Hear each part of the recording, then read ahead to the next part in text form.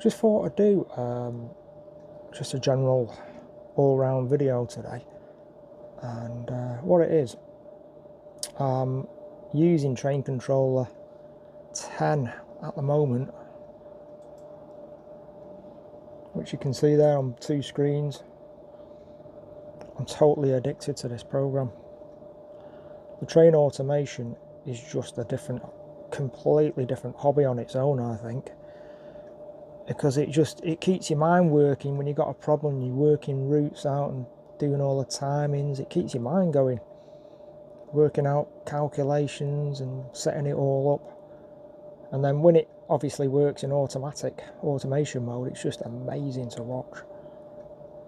And there's many different types of software out there. I've tried loads of them, but Train Controller is the one I'm totally addicted to.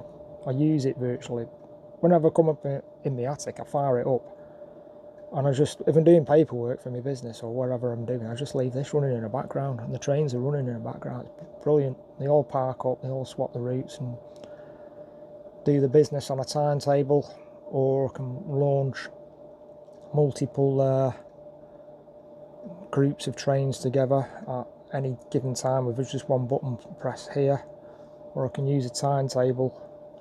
Got a dispatch window here, all the schedules. The timetable's not shown I've not got the timetable box on the actual view at the moment. Then I've got all the trains at the top here. It's just brilliant. But like I say, I know Train Controller 11 has been released recently, and I'm thinking, is it worth the upgrade?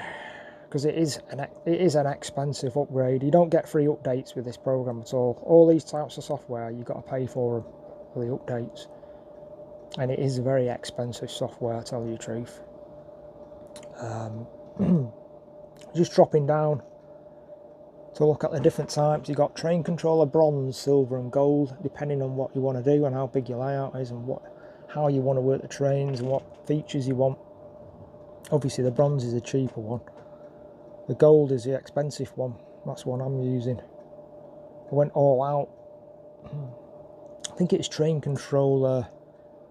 I think I started at Train Controller 9, then I went to 10. From 10 to 11, which I'm thinking of doing. I'm not sure yet. But click on that 11, and you get all the shop, etc., and it tells you what you can do.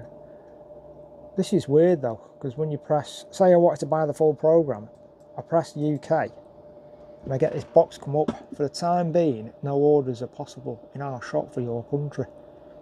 Please contact one of our dealers. And I'm thinking, wow, that is so weird. How that's popped up like that. That's strange. But if I want to upgrade from the existing Train Controller to 10, I can do. Just download Train Controller 11 onto my computer, which I already have done. I'll just get out of here. Train Controller 11 is already on the system on a demo mode, and what you do, you download Train Controller 11 and then upgrade the license from 10 to 11. But if you upload and work Train Controller 11, it'll convert the files from Train Controller 10 to Train Controller 11, and then you cannot go back with that save file back to 10 from 11 to 10. You've got to be careful. So you got to, on Train Controller I have multiple save files. I have loads of them. You can see there I use 7 save files, and I cycle the save files just in case you got a problem of some description. You can go back to, say, 6 or 5 or whatever, or you can go to a memory stick. If you save them on a memory stick as well, periodically save them on a memory stick or a couple of memory sticks as multiple backups, because there's a lot of time put into this program, designing this layout on this software, and you don't want to mess up your save files.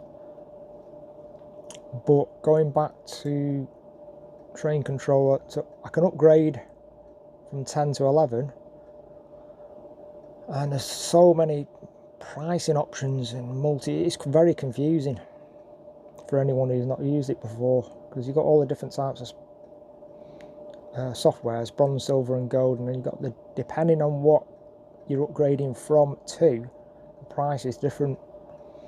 So if I'm going from 10 to 11, the price is €171, which is about 150 quid, 145, which is a lot of money for an upgrade. A lot of money. But let's have a look at the features. The new features of Train Controller 11. There's a lot of new things been added and done. Too many to go on, like to mention in this video. But yeah, it's got an interesting one there. Use of Z21 compatible handheld devices on the software. So that means I can use this fantastic little device, which is a wireless ROCO controller. So that would be able to use to control the software and the trains. If you want to use it manually, control trains manually, you can use one of them apparently, rather than a tablet or whatever, a smartphone. And that's called Smart Hand Compatible Devices, I think it is. And that's a little add-on. Again, that's another add-on. If you want to use that feature, you've got to pay another price to use that feature on the software. So the software has a lot of add-ons, but again, you got to pay for all the add-ons, and it can work out expensive. But if you keep on top of the software, which I've been doing, the price of, say, a ROCO, you can upgrade the software and keep it up to date. And it is brilliant software, I must admit. Yeah, so that's that. I'm going on to something else here now. I'm thinking of ordering this ROCO, and then this wagon. This wagon is the price of a train controller update, believe it or not. This is about 100. It's about 100. What's the price of it? List price. Won't give the price here. If I go to Model Shop Van Lippy, it's about €160 for this specialised freight car. And I like the Transformer wagons. I think this is all fully die-cast and new tooling, and it looks fantastic. You can take a load out. Thinking of getting that. Maybe ordering that. And another item I've got on order is another ESU Class 66. I got this for a really, really good price. Brand new in the box, and it's on the way. Slightly different, this 66, because it's got the air conditioning unit on the top and some other little items, and then the snow ploughs on the front, highlighted. I just thought, yeah, I'd like to run that in consist mode with another, the other Class 66 I've got. So that's that. Right, so I'm just going to launch 3 trains. Actually, get out of edit. Well, actually, before I do that, get out of edit mode, and let's launch 3 trains and launch a Roble Yard run. Right, so let's have a look, see what the software is doing now. Let's pan around. So I've brought back on the Class 218. Class 218 Fleischmann, that's one of my favourite diesel locos. That's getting ready to power up. Got a new rake of wagons, well, some new wagons on that rake, which is like a IKEA wagons from Fleischmann and various other ones. I've got the Roble which has just started up its sequence.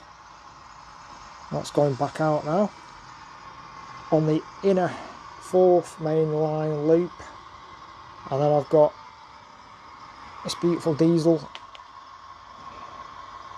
class logo there. That's stunning. That's coming out, and that's going to go from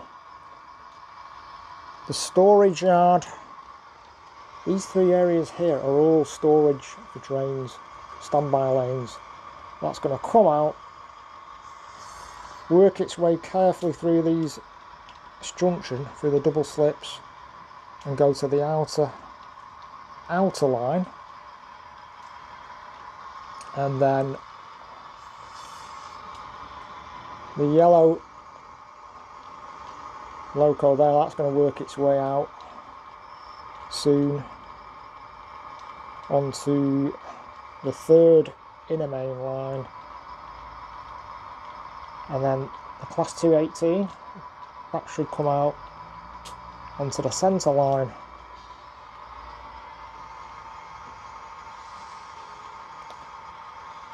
So the ROCO's stopped and it's now coming back on itself. It's going through that curve point, that sharp, really sharp Fleischmann curve point there, through the 3-way point there, straight under the crane.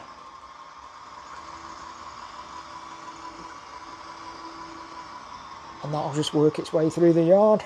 And then the next operation will be, let's have a look. Let's have a look at it. Right, the next operation will be the Ludmilla Maintenance Tiger Loco train, which will be coming out soon. Got some really weathered wagons on there, which I normally have in the yard, parked up on the siding, but I thought I'd put them onto a train. Well, actually, sorry, I tell a lie. The 218's coming out next, I forgot. And then we've got those wagons are really nice. Then I've got the Tiger, which I just mentioned a minute ago, that's pulling off now. And then we've got the other train in the background going around. And then we've got the beautiful ROCO, which is just pulling over and slowing down. It might actually stop here again, I'm not sure. Yeah, it'll stop here, do a bit of maintenance, bit of checking around, and then start up again. The Tiger is that should halt in a minute there, because it's waiting for clearance for this junction here where that 218 train's just gone through that junction there, so that should reset that junction in a minute and give clearance for the Ludmilla Tiger maintenance train to go. Normally in this situation you'd have a block signal here, and that would work on the automation automatically when it's wired up, but I've only got a few signals that do that. So now the 218 is gracefully coming out, and that'll build up some speed in a minute, but when it gets to this next block, the route will be set, which has just been set. That will speed up, and the yellow Tiger Loco has got clearance now to go and carry on its route. So now I've got 3-4 trains running. Well, the ROCO class, that's not really a train, is it? But that's a beautiful little item, that from Weissman. With the HIAB on the back, it actually works. The crane on the back is actually a proper working crane, a HIAB. You've got all the little details on there. That's working quite nice now. So everything's running around. Not too fast. Try to have it prototypical speed. And they're the latest wagons with Jamoli, which are shown on one of the think the not last video before. I've got them sort of in between the IKEA wagons, as you can see, just to break it up and make it look a bit different. Yeah, so that's it, that's all the automation. A couple of button presses. Everything is taken care of. I'm running the trains that I want to run. The three main trains that are running around there are all grouped in, there are 3 different bunches of schedules grouped into a sequence of one schedule. And they can either run around the system and then come back in and park up to where they came from, which is this storage yard here. They're going to come back into there, and I've got various other trains here in storage. I've got the gravel unloading system there.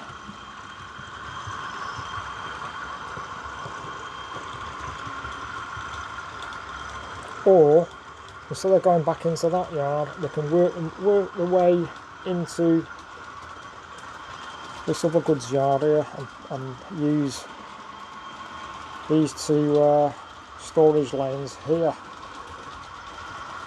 And the entrance into that area is on that junction there.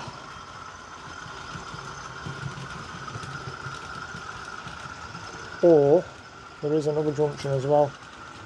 That's the anti-clockwise junction entry. And the clock I'm getting mixed up now. The other entrance is obviously here. We're in through this way. Depending on which way the train's running, it'll either come in that way or the other way, which is just shown. But that's all taken care of on the automation anyway, so to run these trains manually, it would be quite tricky to work all the points. In fact, it'd be very tricky, because you've got to have everything memorised and pressing the points at the right time, etc.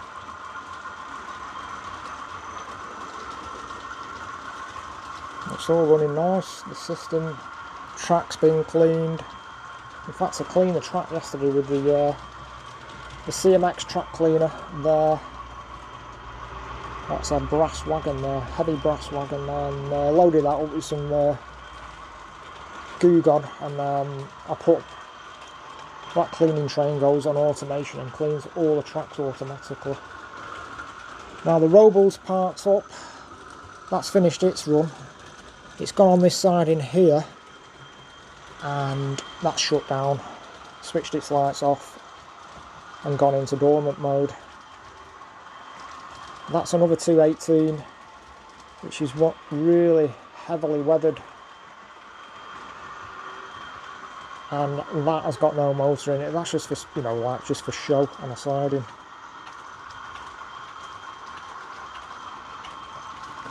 And then there's the re-rail cars. They're parked up in the small station, ready to go back. Well, the green one would go back to the main station, the big terminus. That one would do a small run on the 3rd inner main line and park up there. Or that small Renault diesel rail car can go and refuel automatically at the refueling depot, which is there.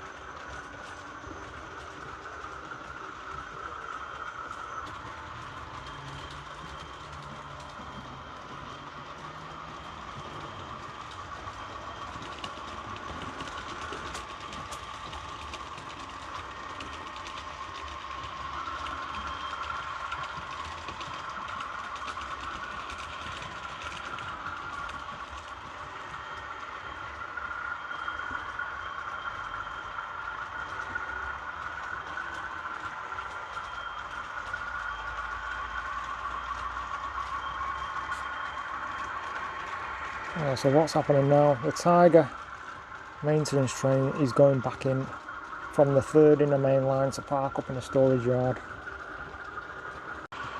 So there we go.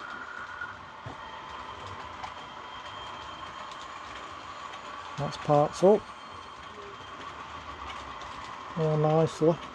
The next train to come back in will be, I think, the BR218. That'll be due to come in the next couple of laps.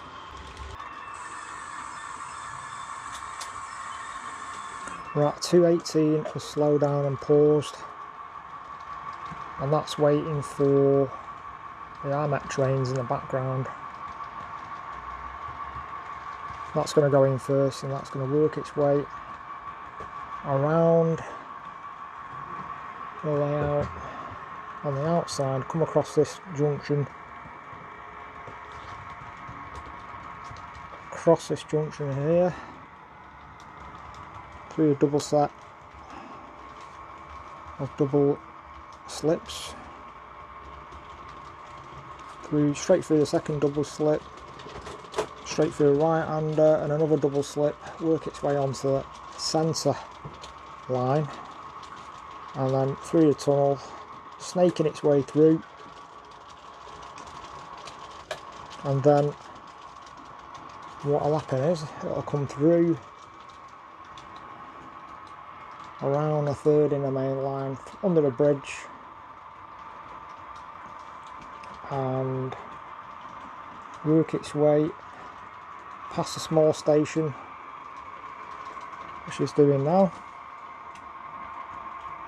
It's slowing down to its approach into the yard at the restricted speed, and when it gets clearance on this block, the 218 should start moving off as well. But that might not happen until this gets further past this other junction. No, I don't think that will. The 218 won't move until it gets past this junction here, so you don't want any collisions or risk of collisions. So the timing is automatically controlled on the automation, depending on what train you're running and what speeds the trains are running at as well. If you change the speed running of each loco, then it'll affect when that train comes back into the yard, especially when you're swapping trains around and having a jiggle around and a juggle. And so that one is going to park up and should come to a graceful halt around where that little rusty hut is there.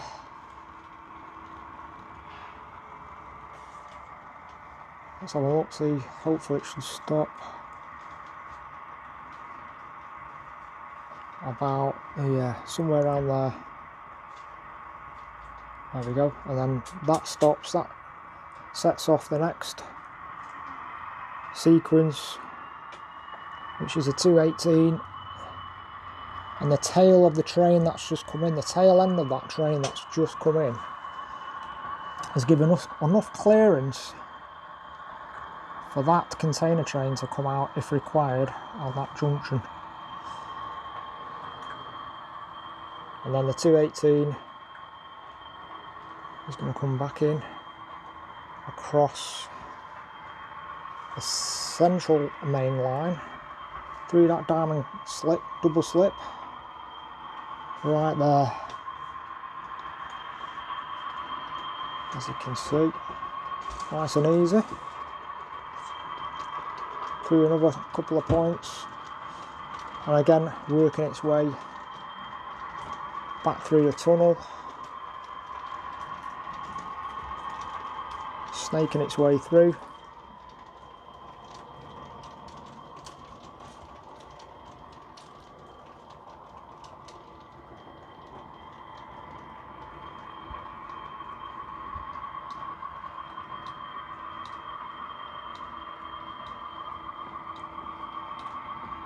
Around the same route as the last train that's just come in. Actually, this video is going on way longer than what I was expecting, and I do apologise. It must be around 30 minutes coming up, I think, this video, which is a long time for people to watch. But anyway, you can see that coming through again on the same route, coming in at entry speed to the yard, which is a restricted speed. Don't want it coming in too fast. And again, it's going to come in through a tight Fleischmann curve point, and then through a right-hander, another right-hander, another right-hander, but it's going to do a left on that final right-hand point, into back to where it started from, coming along. Or that train could go to a different location on the other yard. It doesn't have to go back to where it came from. Or you just got to take into account the train length of each train and where it's going to. It doesn't block any point junctions. And then anyway, that'll slowly park up, and that's the end. That's it. And then that'll do the shutdown sequence, and that's the end of the actual running. That was just on 3 button presses. Anyway, thanks for watching again.